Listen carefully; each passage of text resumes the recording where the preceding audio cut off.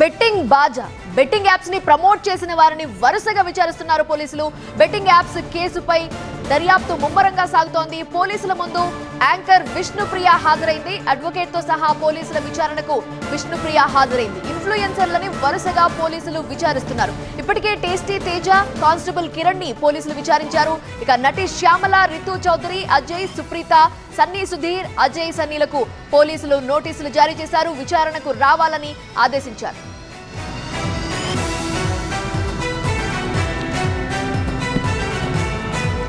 మరిన్ని వివరాలు అందించడానికి మా ప్రతినిధి ప్రణీత లైవ్ లో సిద్ధంగా ఉన్నారు. ప్రణీత, ఇప్పటికే విష్ణుప్రియ హాజరైనట్టుగా తెలుస్తోంది. మరికొంతమందికి కూడా నోటీసు ఇచ్చారు కదా, వాళ్ళని ఎన్ని గంటలకి రమ్మన్నారు?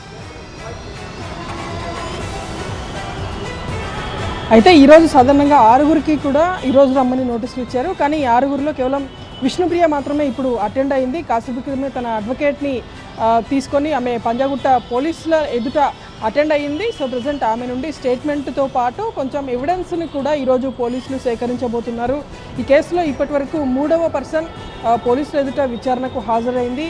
సో మొదట టేస్టీ తేజతో పాటు కానిస్టేబుల్ కిరణ్ గౌడ్, అట్లాగే థర్డ్ పర్సన్గా విష్ణుప్రియ ఈరోజు పోలీసుల ముందు హాజరైంది. అయితే పంజాగుట్ట పోలీసులు ఈ బెట్టింగ్ యాప్స్ని ప్రమోట్ చేసినటువంటి 11 మంది పైన కేసు నమోదు చేశారు. అయితే పంజాగుట్టలోనే కేసు నమోదు చేయడానికి కూడా పోలీసులు కారణం చెప్తున్నారు. సో ఈ కంప్లైంట్ ఇచ్చేటువంటి వ్యక్తి వినయ్ అనే వ్యక్తి కంప్లైంట్ ఇచ్చాడు.